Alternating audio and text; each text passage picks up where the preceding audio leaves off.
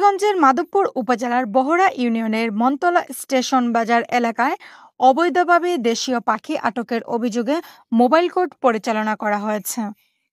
১৭ জুলাই বৃহস্পতিবার এই অভিযান পরিচালনা করেন উপজেলা প্রশাসনের নির্বাহী ম্যাজিস্ট্রেট মজিবুল ইসলাম।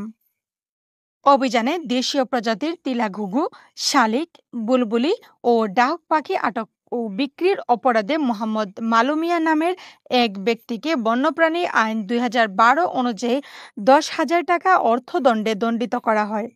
দণ্ডপ্রাপ্ত মালুমিয়া উপজেলার মেরাসানি গ্রামের বাসিন্দা।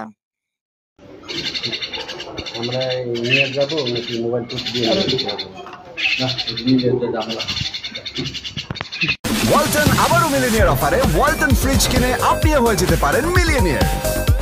মিলিনিয়ার ছড়াছড়ি দেশ জুড়ে, এটা শুধু ওয়ালটনই পারে।